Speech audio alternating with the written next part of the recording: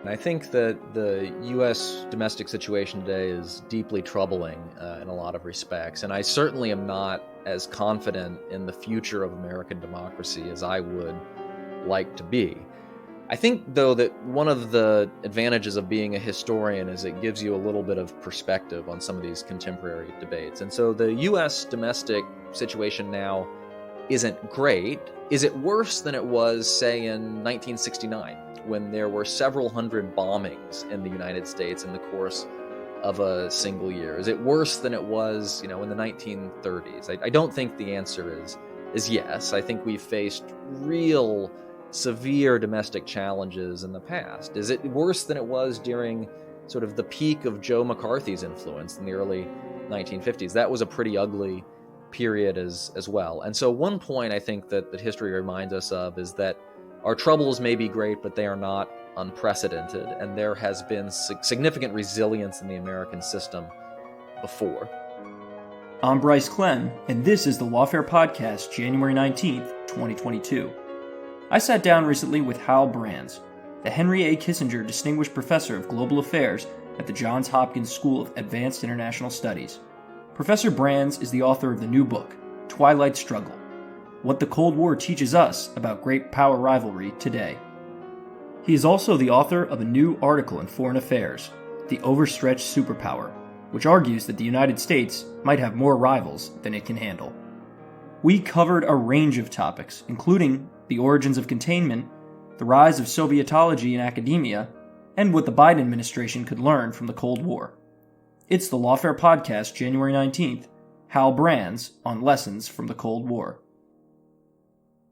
Before we get into the book, I was wondering if you could talk about your career and your service in government. I believe you served at the Department of Defense, and how that experience influenced your decision to write this book.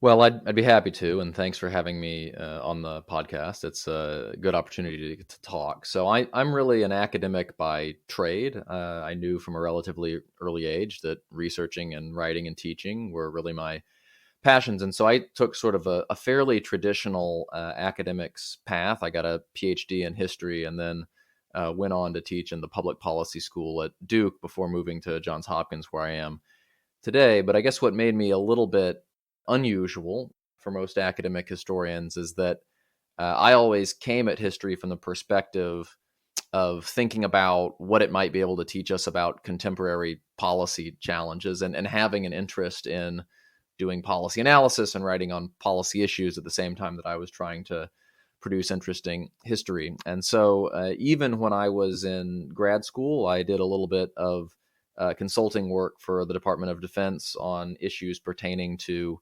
security in Latin America and things like that. And then in 2015, I had the opportunity to go work for Ash Carter when he was the Secretary of Defense as sort of an advisor for strategic planning to him. And it was interesting because it allowed me to get sort of an inside look at a variety of issues, from the war against ISIS to the U.S.-China competition. And it really made me curious about how I could sort of more directly marry up my academic training as a Cold War historian, it turns out, with my policy interests. And so I think you can see from there sort of where the idea from this book comes from. It was an effort to put together my academic background with, I think, the most important policy issue the United States faces today. So your sort of impetus for applied history, I was wondering if you could talk about maybe some of the pros and cons of using applied history in policymaking. So I think history has always been used in policymaking, and I think it's used even when policymakers hardly realize that they are using it. And so we all have a personal history, or we all have an understanding of history that shapes our approach to decision-making, whether that's explicitly or implicitly. And so I think the idea behind applied history or the use of history in policy, or whatever one wants to call it, is simply that since history is omnipresent in the making of policy, let's try to make that use explicit and systematic and rigorous rather than superficial. And so I think the need for that is particularly compelling when we think about the history of the Cold War. And so one of the arguments that I make in the book is that we will use Cold War history whether we mean to use it or not. The Cold War, after all, is really the only time in America's history that it has faced a multi-decade competition against an authoritarian rival. And the Cold War is still within the living memory, even the adult memory, of a number of American policymakers, for President Joe Biden, for instance. And so the rationale for applied history is to look more deeply at the historical analogies and historical issues that we are likely to use one way or another, and to try to do it well. Now, as your question implies, there are some dangers or some pitfalls associated with using history in the service of policy analysis. I think the most sort of common pitfall, or perhaps the one that most needs avoiding, is when you start out with a preferred policy recommendation or a preferred policy in mind, and then write the history such that it supports that policy recommendation. And that's constantly a danger, and it has to be guarded against. But I think the best way of doing that is by going into a project like this with questions rather than answers. And that's what I tried to do in this book. Let's start with the title of the book. And I was just wondering if you could define for our listeners what is a Twilight Struggle? So the term Twilight Struggle really came into the American consciousness, I think, with a speech that President Kennedy gave in 1961, in which that was what he basically called the Cold War. And I think the reason he did that is because the concept of twilight expresses a situation that is neither one thing or another, right? It's not neither day nor night. And that was a fairly good metaphor for the Cold War. The Cold War, it wasn't a hot war. I mean, there were hot wars that played an important role in the Cold War. The U.S. fought major wars in places like Korea and Vietnam. For instance, there were proxy wars points around the globe at various times during the Cold War. But it wasn't a traditional great power war of the sort we had seen in World War I or World War II. At the same time, it certainly wasn't peace. It certainly wasn't peace as Americans had understood that term prior to the Cold War. There was really no respite from geopolitical competition during the Cold War. The troops never really came home after World War II. The United States forged alliances, and it had military deployments in places like Germany and Japan, sort of patrolling the front lines of the free world. There was never really a respite from diplomatic competition or ideological competition. And so the Cold War was certainly different from anything in the American experience prior to that. And so that's where I think the idea of the Twilight Struggle comes from. And I think it maps fairly well onto the competitions that the United States is engaged in today. So the primary strategy that the U.S. executed throughout the Cold War, which you describe in the book, was containment. I was wondering if you could just talk a little bit about the origins of containment, particularly the people within the Truman administration, like George Kennan.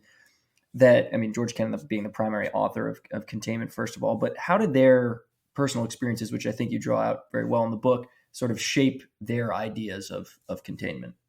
So Kennan is kind of an ironic father of containment in the sense that he did more than anyone else to originate and to popularize the idea, but fairly quickly turned against it. And so by the 1970s and 1980s, he was far more likely to be a critic of American foreign policy, including in the context of the Cold War, than a supporter of it. And I think the background to Kennan's role in the formation of containment was really his experience studying the Soviet Union and working in the Soviet Union as an American diplomat. He was a Foreign Service officer for a couple of decades before he sort of became associated with the concept of containment in 1946, 1947. And he, along with his good friend Chip Bolin and maybe one or two other Foreign Service officers, had a claim to be America's foremost expert on the Soviet Union. And so you can see that expertise, you can see Kennan's background in Soviet affairs come through in his famous writings on containment. And so there was the Long Telegram, which was basically a diplomatic message sent from the embassy in Moscow back to the State Department in early 1946. And then there was the X article, which was sort of a public version of the Long Telegram that he published under a pseudonym in Foreign Affairs in the middle of 1947. And the argument that Kennan made was essentially that the nature of the Soviet regime, plus the history of Russian insecurity and expansion, plus the paranoia of Stalin himself, made the Soviet Union basically incapable of lasting compromise with the capitalist world. It was essentially committed to the destruction of the capitalist world, even though it wasn't in a hurry to accomplish that goal. And so it was that combination of insights that led Kennan to suggest the notion of containment. And containment was seen as an alternative to appeasement of the sort that had been tried vis-a-vis Hitler in the mid and late 1930s. It was also, however, seen as an alternative to fighting a war. And so Kennan's argument was essentially that when dealing with an aggressive dictator like Stalin, it didn't have to be entirely one thing or another. If you pursued a patient policy like containment and essentially prevented the Soviet Union from establishing geopolitical and ideological hegemony over the world, then eventually the internal weaknesses in the system would take their toll and lead to, as he put it, a mellowing or a breakup of Soviet power. And so that was really the background that Kennan brought to containment. Now, just briefly, I'll mention, Kennan was not the only person involved in the creation of a containment policy in the late 1940s. Far from it. There were other folks like Dean Acheson, who would play a very important role as Secretary of State, President Truman himself, James Forrestal, who was the nation's first Secretary of Defense, and a variety of other folks. And for those people, I would say that World War II may have been the formative experience. Formative in the sense that it convinced them that the United States could not allow a hostile power to dominate Eurasia or large chunks of it without endangering the security of the United States itself. And formative in the sense that a lesson they took away was that you needed to stand up to aggressive foreign powers sooner rather than later. That if you gave someone like Stalin an inch, he would eventually take a mile. And I think if you put all those things together, that starts to give you the intellectual foundation for containment as it would emerge in a lot of the specific policies that the Truman administration and its successors put together. Let's talk about the successor strategy for a second. What was it about containment in particular that allowed it, that gave it so much staying power that it was essentially, used in different ways by different administrations pretty much to the end of the Cold War? Well, part of it was that the key premise of containment was that time was on America's side, that the Soviet Union was aggressive, but it wasn't insane or totally reckless. And so Stalin, for instance, would back down when confronted by superior power. And so that was a really key insight from the perspective of forging a strategy that was patient, that didn't have to achieve victory in 5 or 10 years, but could basically be held in place until the threat dissipated. But the other part of it was that containment was actually a very the nice way of putting it would be to say it was malleable. The sort of meaner way of saying it would be that it was exceedingly vague in the way that Kennan initially framed it. And so if you go back and you read the Long Telegram or the X article, and you're looking for detailed policy prescriptions about what containment meant in practice, where the United States should primarily focus on checking Soviet power, what methods it should use to do so, you're going to be really disappointed. Those two writings were mostly diagnostic. They were about the threat that the United States faced, and they were very, very broad when it came to describing what a containment policy looked like. But in retrospect, that was really a blessing, because it meant that while the underlying logic of containment stayed largely in place during the Cold War, it wasn't immune to challenge, but it stayed largely in place.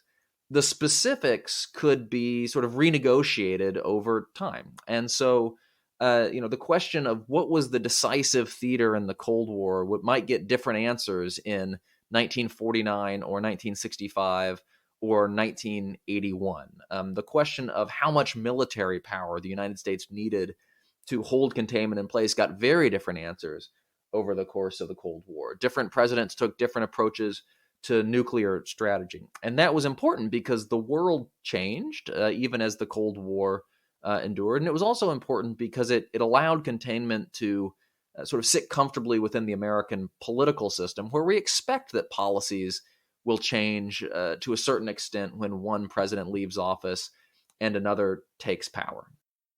Now, if you're a policymaker today, what sort of lessons would you try to take away from the at least the origins of containment and its execution throughout the Cold War?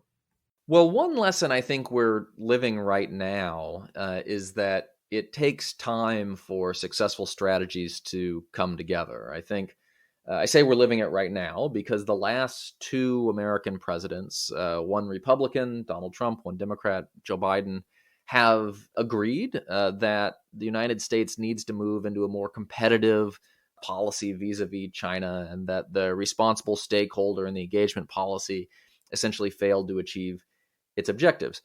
So there does seem to be sort of very high level agreement that the United States is moving into a period of enduring competition with China. I don't think anyone would claim that the United States has wholly sorted out what its strategy is going to be. There are still debates over what the United States should be trying to achieve over the long term vis-a-vis China. There are still big question marks about what role trade policy will play in a strategy of competition vis-a-vis China. And we could add a number of other uncertainties and questions to that list. That's actually relatively normal. It took the United States, a handful of years, if not more, to get sort of bipartisan acceptance of containment as a long-term strategy. And what containment meant in practice was never really settled throughout the Cold War. And so that's one lesson or one insight that I think the past can provide. A second one is that any strategy of competition has to be tailored to reflect the nature of the opponent in question. And that may seem obvious, but I think it's actually very important. I think the fundamental insight that Kennan came up with during the Cold War, which the remainder of the competition subsequently proved, was that it was essentially the nature of the Soviet regime that stood in the way of productive U.S.-Soviet relations. Or perhaps better put it, was the clash between the nature of the Soviet regime and the nature of sort of the American conception of world order. And I think we're in a debate right now vis-a-vis China over whether that sort of diagnosis is once again appropriate. I've argued in a variety of places that I think the nature of the Chinese regime is actually critical to understanding the threat that China poses and to understanding how protracted this competition is likely to be. Other people disagree with that. But I think what I would go back to and sort of looking for a Cold War lesson is that unless your strategy is based in a pretty strong appreciation of what the nature of the competitor's regime is and how that regime influences the competitor's approach to the rivalry, you risk being disappointed, or you risk choosing a strategy that's suboptimal. You just mentioned there that the Trump administration definitely recognized China and growing competition with China as somewhat of an existential crisis, and that was sort of played out in certain policy documents at the beginning of the administration, being the National Security Strategy, authored by H.R. McMaster, and the other being Secretary Mattis's National Defense Strategy. I was wondering, you talk about in some of the book creating situations of strength, and while the Trump administration recognized the threat posed by China, it necessarily, in your view at least, didn't sort of execute as well as the U.S. did, at least in the beginning of the Cold War, in creating situations of strength and using alliances. I was wondering if you could talk about that a little bit. I would say that the Trump administration's record on China in particular was muddled. And so there were certain areas where the administration mustered a fair amount of clarity. And so the strategy documents that you mentioned, some other documents put out by the State Department and other folks later in the administration, were more forthright in declaring China to be a strategic competitor of the United States than I think any comparable strategy documents during the post-Cold War period. And I think that was an important contribution, because you can't start solving a problem unless you first admit that a problem exists. And so simply admitting that the American theory of success vis-a-vis China during the post-Cold War era, which was basically that by drawing China into the existing liberal international order, we would change China's behavior and perhaps its political complexion over time. Admitting that theory of success had not been borne out, I think, was an important move in the right direction. I think there were also some other important moves in the right direction. And so the Trump administration started to put together constructive strategies for technological competition, and in terms of some of the things it did vis-a-vis Huawei, for instance. I think it started moving the Department of Defense in the right direction. I think it started to do things like reorienting the intelligence community towards threats from China and Russia, as opposed to sort of the 15 years of focus on counterterrorism that had come before that. But it was muddled in a variety of respects. And so one was that the president himself, it was never entirely clear whether he actually agreed with the thesis that the United States was moving into a long-term competition with China. In fact, particularly through early 2020, he seemed more taken with a thesis that you would put a bunch of pressure on China as a way of getting some sort of grand bargain on trade that would then normalize the relationship. It was muddled in the sense that the president often seemed as interested in picking fights on trade and other issues with American allies as he did on confronting China over its malicious behavior. He certainly didn't seem particularly interested in human rights issues in China and the ideological dimensions of the competition. And then, of course, I think, and in fairness, this has been a bipartisan failing of American policy vis-a-vis China. He never really answered the question of what the economic components of a U.S.-China strategy were meant to be. And so the administration very quickly withdrew from the Trans-Pacific Partnership, which I think the Obama administration had conceived of as a way of checking Chinese economic influence in the Asia-Pacific, and never really replaced it with anything. The Biden administration has continued down that same path, unfortunately. And so you saw sort of occasionally the glimmers of a strategy or the kernel of a strategy during the Trump administration, but there were a lot of questions that were left unanswered. So one sort of notion that you dispel in the book is that the Cold War is often remembered as a time of stability, but that really wasn't the case, especially in the military dimension. You write that the military balance mattered in reality precisely because it mattered in the minds of policymakers. I was wondering if you could talk about that. So really from the late 1940s onward, U.S. policymakers believe, and I think they were correct to believe this, that even if there was not a hot war between the United States and the Soviet Union, and there was no guarantee that this would be the case. There were repeated war scares during the Cold War, particularly during the first 15 years of the Cold War. But leaving that aside, even if there was not a hot war between the U.S. and the Soviet Union, the military balance would still shape risk-taking and decision-making in peacetime competition. And just to give one example of this, if the Soviet Union thought that the military balance and particularly the nuclear balance favored it, then it might be more willing to instigate crises and take risks in hopes of achieving geopolitical gains. And in fact, Nikita Khrushchev did this in the late 1950s and early 1960s. He exploited the fact that the Soviet Union was making or appearing to make gains in intercontinental ballistic missiles in particular to touch off a couple of very dangerous crises in Berlin, and then the Cuban Missile Crisis and the Caribbean as well.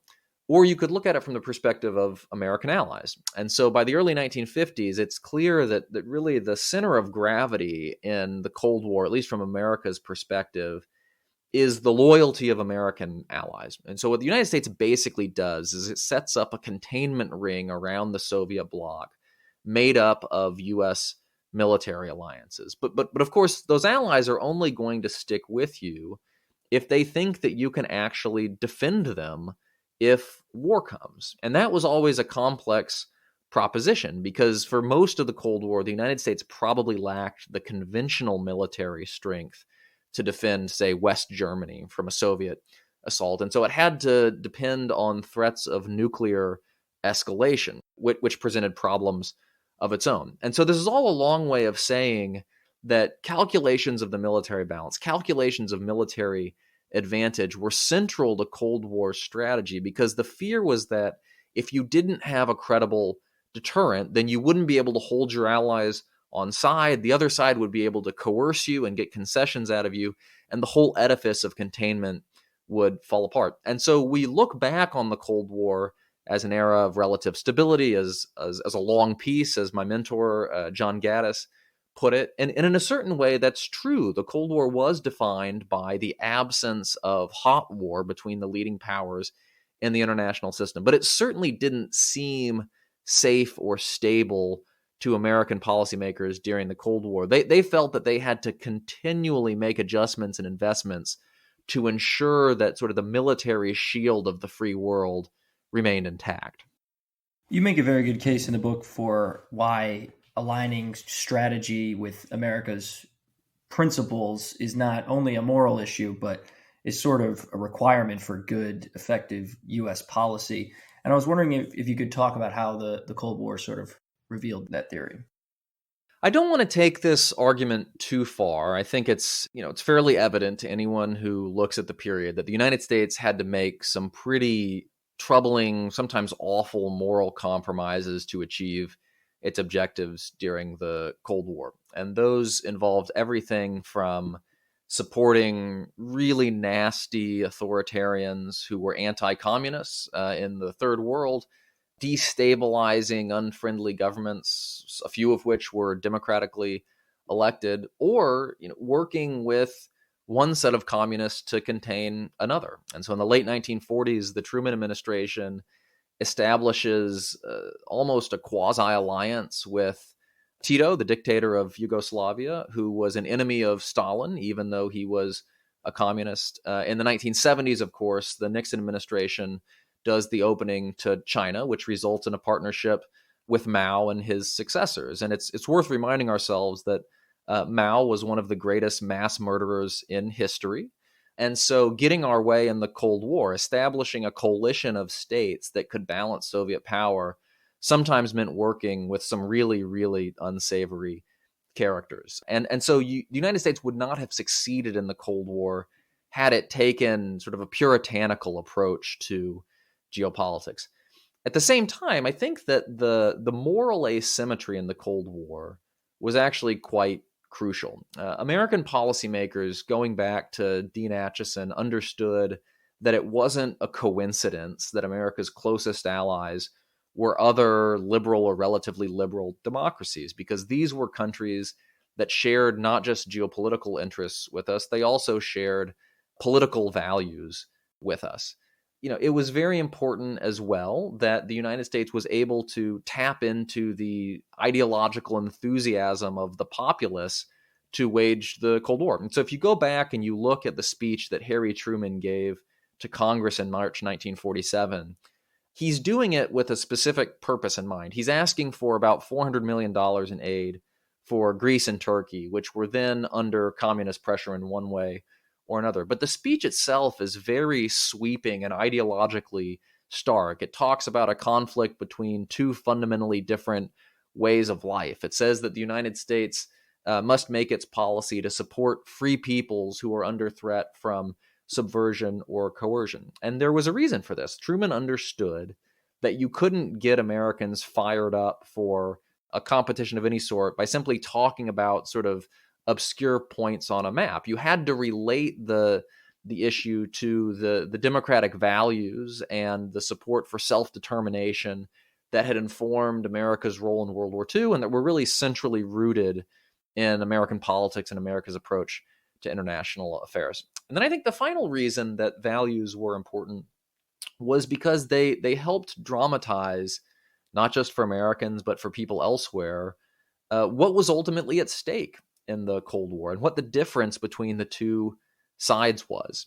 And so it was sometimes easy to lose track of this in the 1960s or 1970s. But ultimately, there was a pretty fundamental moral asymmetry between the Soviet bloc and between what was known as the free world. And I think people like Ronald Reagan didn't forget that. And I think a lot of people within the Soviet bloc didn't actually forget that. And so highlighting the ideological dimensions of the Cold War, the values dimensions of the Cold War, was actually a way of waging political warfare against America's rival. One part that you mentioned there was when the Vietnam really sort of called into question America's, moral spot in the world. And you talk about in the book how American officials really corrected problems after the Vietnam War. And that seems to be a recurring strength of the U.S. throughout the Cold War, is this ability to have several mistakes happen and then go back and try to correct them and institute new policies. I was wondering if you could explore that idea a little bit. So the underlying idea is that nobody's going to get everything right in a long competition, especially one that lasts upwards of 4 decades. You're going to make mistakes. You're going to have policies that don't work out. You'll occasionally get yourself into strategic cul-de-sacs in the way that the United States did in Vietnam. And so the question is, how effectively can you recover? And so one of the arguments that I make is that the United States was actually better able to recover from mistakes than the Soviet Union was, because we have built-in course correction mechanisms in our political system that authoritarian or totalitarian systems often lack. And so if the United States had a president who wasn't faring well in foreign policy, that president could be replaced after 4 years.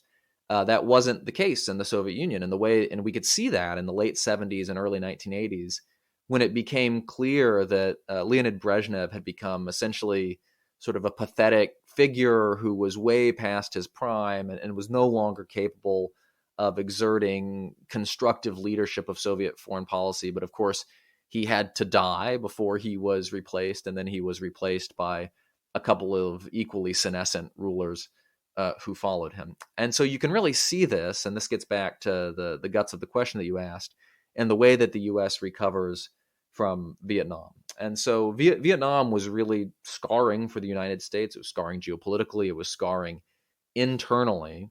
And it really seemed to show that the United States was on its heels in the competition for influence in the third world in particular. And so after the Vietnam War, and this process takes about a decade, it's a process that involves a lot of trial and error, 3 or 4 American presidents, beginning with Richard Nixon and really ending with Ronald Reagan, put together a very different American approach to the third world. And that approach involves limiting American liability by avoiding large-scale military interventions of the type that we had undertaken in Vietnam. There's nothing remotely like that for the remainder of the Cold War. And when military interventions seem to go bad in places like Lebanon in the early 1980s, the United States gets out pretty quickly.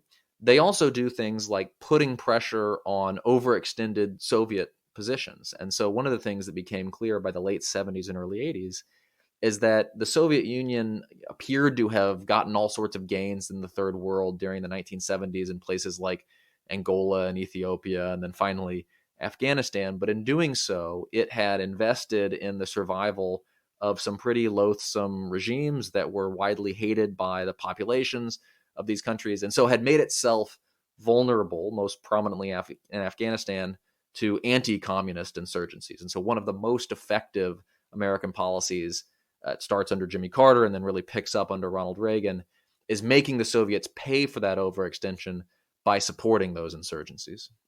You cover the rise of the U.S. intelligence agencies from starting really from the National Security Act of 1947, I think, if I have that exact date correct.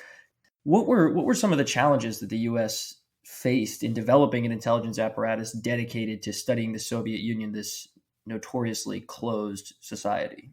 There were a bunch of challenges, and you allude to one of them, which was simply that the Soviet Union was a very hard intelligence target, particularly during the Stalin years. It was mostly impenetrable to foreigners. It had really well-developed security mechanisms, not just for keeping out spies, but for preventing Soviet citizens from talking even to foreigners. And so figuring out how to develop some degree of expertise on what in many ways was the ultimate intelligence hard target was very difficult. There was another challenge, though, which was just that there was a certain resistance to the idea that a democratic society like the United States should have a standing, well-developed intelligence apparatus outside of major war. This, again, was really the first time that the United States had done something like this. This is why the National Security Act of 1947, which you mentioned, which created not just the CIA, but also the National Security Council and a bunch of other things that become central to the national security state, is so important. And so over the course of the Cold War, the United States has ongoing debates about what is the proper level of transparency, what is the proper level of oversight for an intelligence agency in a democratic society. And as was the case with containment writ large, the country provides different answers to those questions over time. And so the CIA has a lot of autonomy in the late 1940s and 1950s. By the early 1970s, some of that autonomy is getting stripped away because of revelations of things that the CIA had done at the behest of American presidents that were seen to contravene American moral values. So engaging in assassination plots against Fidel Castro and other hostile rulers and regimes, for instance. And so this is an ongoing conversation in the United States over the course of the Cold War. I would argue that the United States actually did better than is sometimes believed in understanding the enemy during the Cold War. There's been a lot of discussion about things the CIA got wrong, particularly with respect to overestimating Soviet economic performance and perhaps not precisely predicting the end of the Cold War and the collapse of the Soviet Union. I think a lot of those critiques are actually overdrawn. I think the CIA had a very good sense of the accumulating problems in the Soviet economy and society, even from the late 1960s onward. And I think the CIA's reporting on the coming collapse of the Soviet Union in 1990 and 1991 is actually pretty good, given all of the uncertainty around those events. That's a bigger debate, which I'm happy to go into. But overall, the argument I would make is that America actually did pretty well in terms of reconciling a democratic form of government with the needs of effective intelligence and long-term competition. And one thing that was sort of key to that reconciliation that you're talking about there is sort of the parallel rise in academic Sovietology that begins during the Cold War. I was wondering if you could sort of talk about the rise of Sovietology.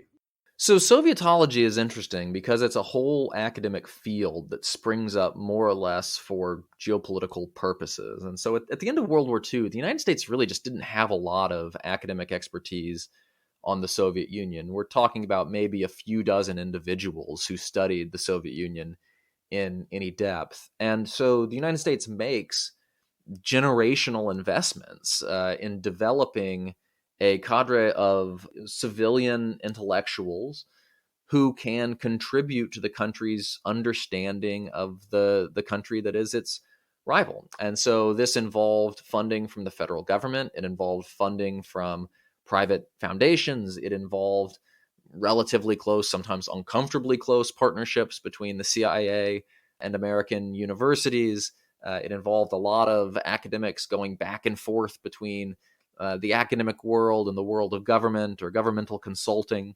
And it basically created over time a pretty rich body of American knowledge on the Soviet Union. Now, again, sort of how effective academic Sovietology was in understanding the Soviet Union is a subject of some debate. There's some work that looks very bad in hindsight, that looks very naive on things like the durability of the Soviet system or even sort of the nature of Soviet rule.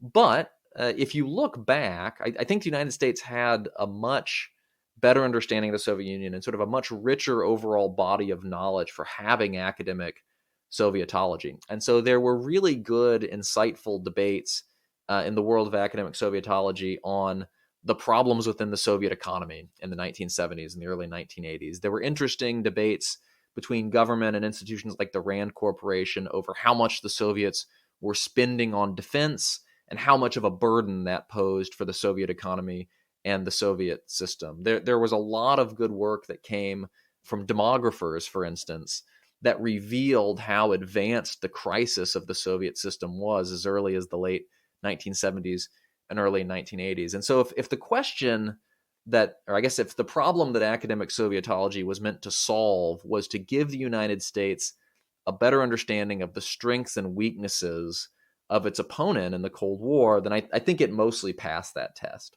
When thinking about today and U.S. academia in terms of studying China, we find ourselves in somewhat of a different situation with, I know, I personally have a number of friends who studied abroad in China, which is something that probably wouldn't have been done in the early Cold War.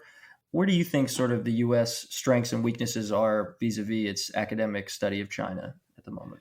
So I think we're in a much better position vis-a-vis China than we were at the outset of the Cold War vis-a-vis the Soviet Union. There are, as you mentioned, there are pretty robust bodies of academic knowledge about China. There are a couple generations of academics who were able to study in China, to do research in China, to have access to that society in a way that was never really possible in the Soviet Union, say in the 1930s, 1940s, even the 1950s. And so I think in that respect, we're starting from a better place now than we did during the Cold War.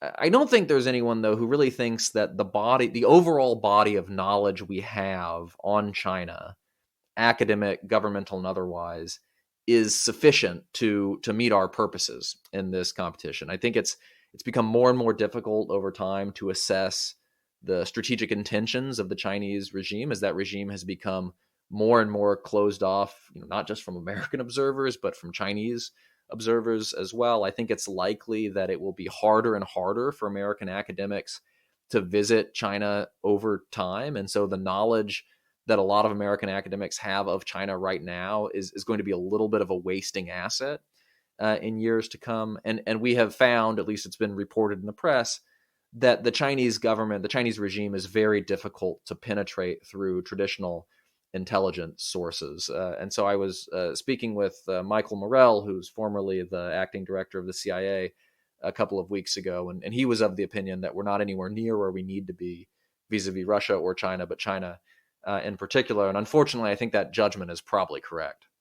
So I want to move to more the structure of the U.S. government and how that changed throughout the Cold War. And one myth that you dispel is sort of the rise of the Imperial presidency. It definitely rose, but it's sort of a common myth that you hear is that, the U.S. bureaucracy just expanded and ballooned, and the authority of the president was continually growing throughout the Cold War, and it was sort of this linear trajectory.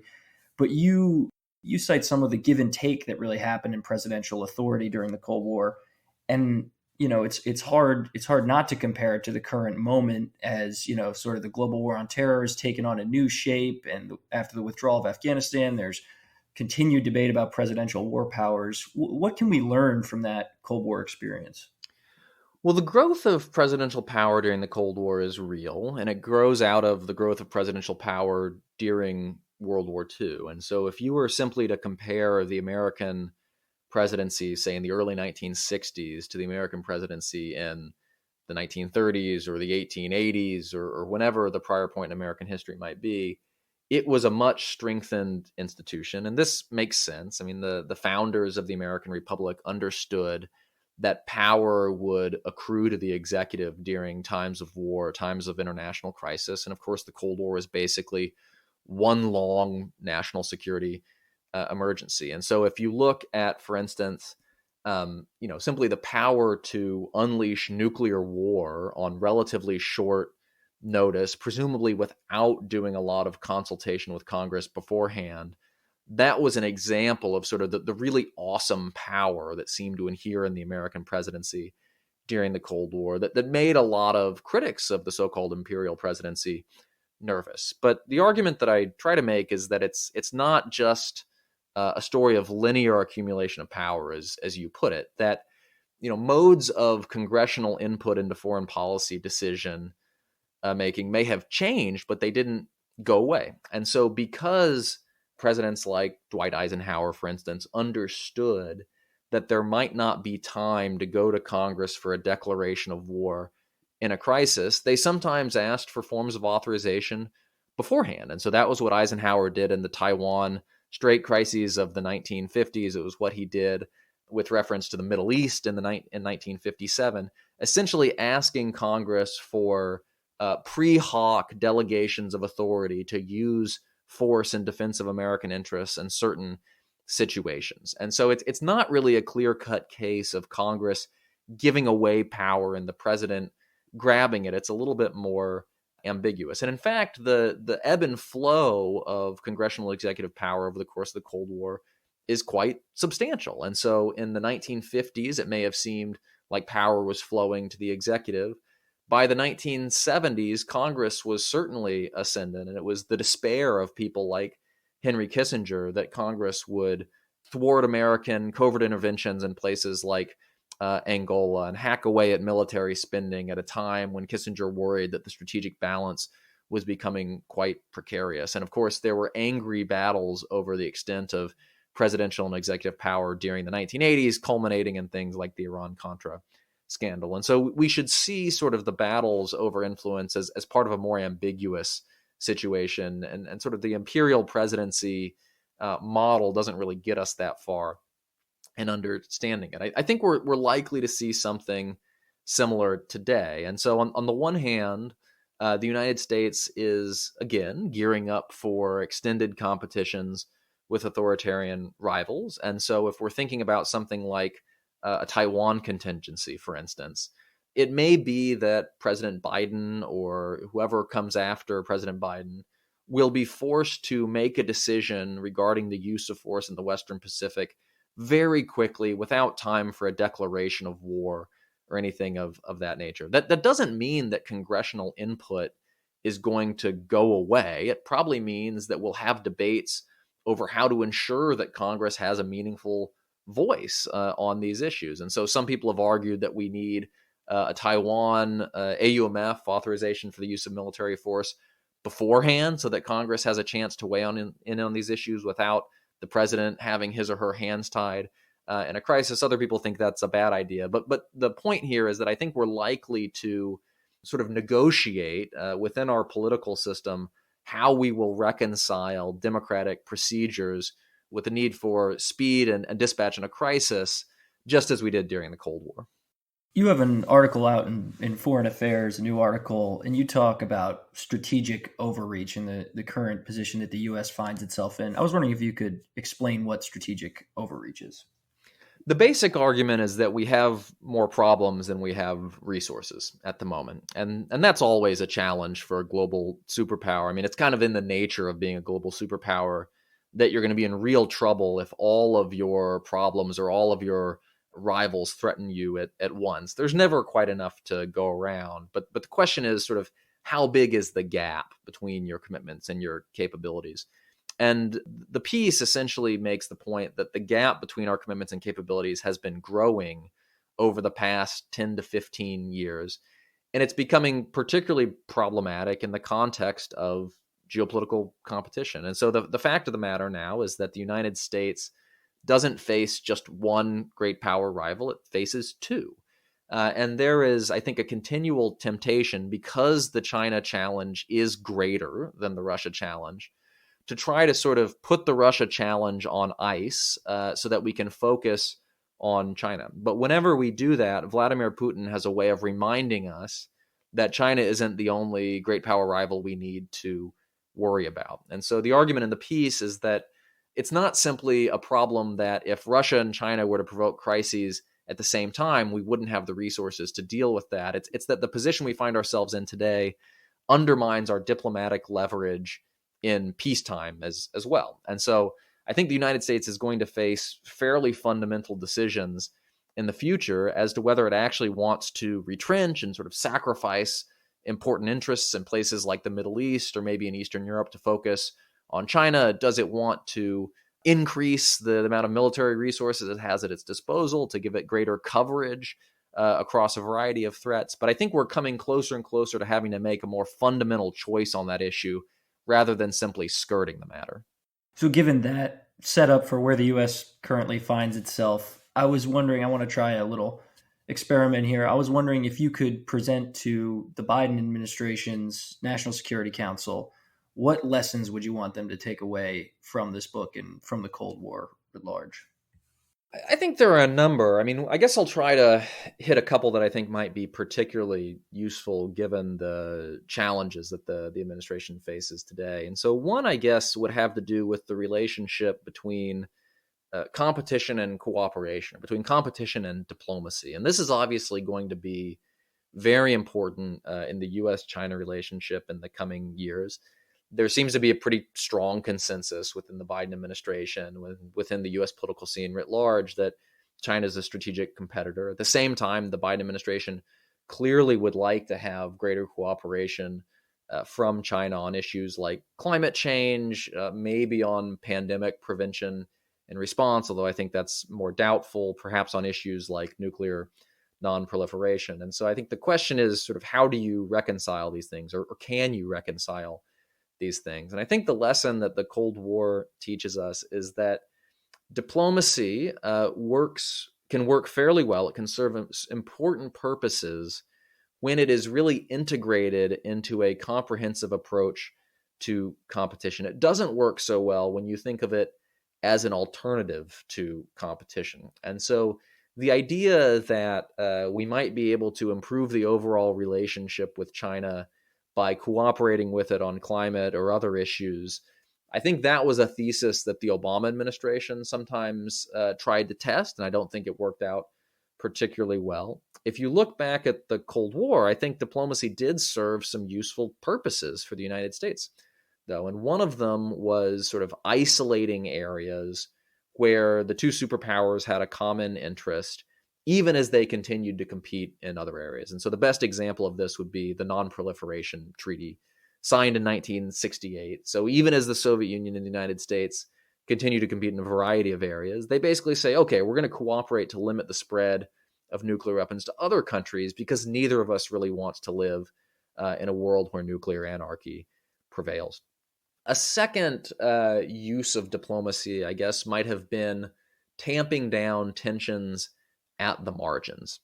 And so I think the United States did fairly well when it concluded arms control agreements or diplomatic agreements like, say, the neutralization of Austria in the 1950s that weren't really meant to transcend the US-Soviet competition or bring an end to it, but were simply meant to decrease the dangers that things could get out of control. And so negotiation in that sense became a way of making the world safe for competition.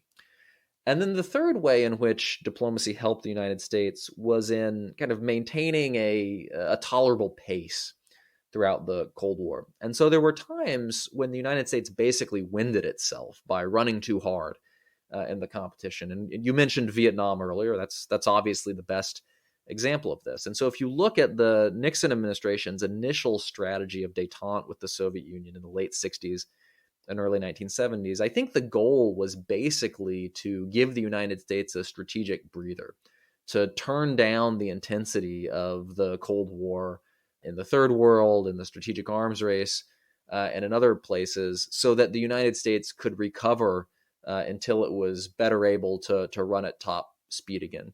And so those were three important uses of diplomacy. None of them were premised on the idea that you could fundamentally change the nature of the US-Soviet relationship through diplomacy. They were premised instead on the idea that it was possible to isolate areas of cooperation and even to use diplomacy and negotiation as a way of improving America's competitive prospects in the Cold War. And so that's the lesson I think I would hold up for the Biden administration or its successor today. My last question for you is premised on the U.S.'s greatest strength during the Cold War, at least as I saw it in the book, which is the U.S.'s democratic system, which a lot of people now say is under threat. I'm wondering if there was really any analogous moment in the Cold War to sort of what we're seeing now with what someone describes as the assault on democracy in the U.S. domestically and globally writ large. So I want to be very clear about this point. I think that the U.S. domestic situation today is deeply troubling in a lot of respects, and I certainly am not as confident in the future of American democracy as I would like to be. I think, though, that one of the advantages of being a historian is it gives you a little bit of perspective on some of these contemporary debates. And so the U.S. domestic situation now isn't great. Is it worse than it was, say, in 1969, when there were several hundred bombings in the United States in the course of a single year? Is it worse than it was, in the 1930s? I don't think the answer is yes. I think we've faced real severe domestic challenges in the past. Is it worse than it was during sort of the peak of Joe McCarthy's influence in the early 1950s? That was a pretty ugly period as well. And so one point I think that history reminds us of is that our troubles may be great, but they are not unprecedented, and there has been significant resilience in the American system before.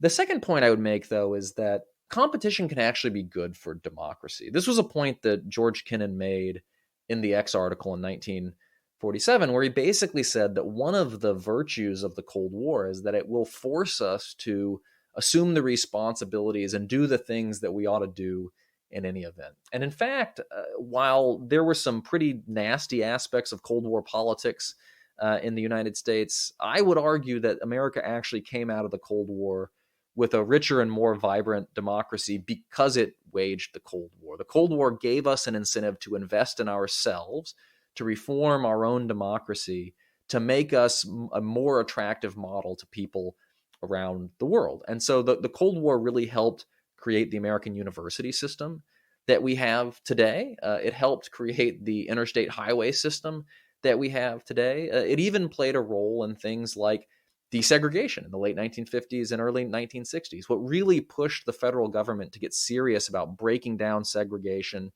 in the South was the understanding that this was just an intolerable moral stain on the United States at a time when it was competing for influence in the third world. And so that certainly wasn't the only factor that led to the end of segregation, but it was a very important one. And so if you look at these examples, if you look at some other ones, I think the Cold War actually had constructive domestic effects. It pushed us to become a better version of ourselves. And so my hope is that we can use our existing crises, our existing competitions, to push ourselves in a similar direction today. We're going to leave it there. Thank you so much for joining me. It was my pleasure. Thanks for having me. The Lawfare Podcast is produced in cooperation with the Brookings Institution. Please share the Lawfare Podcast and give us a 5-star review on iTunes. Go to thelawfarestore.com for brand new Lawfare pens, lanyards, and t-shirts. The podcast is produced and edited by Jen Patia Howell, and your audio engineer is Kara Schillen of Goat Rodeo. Our music is performed by Sophia Yan.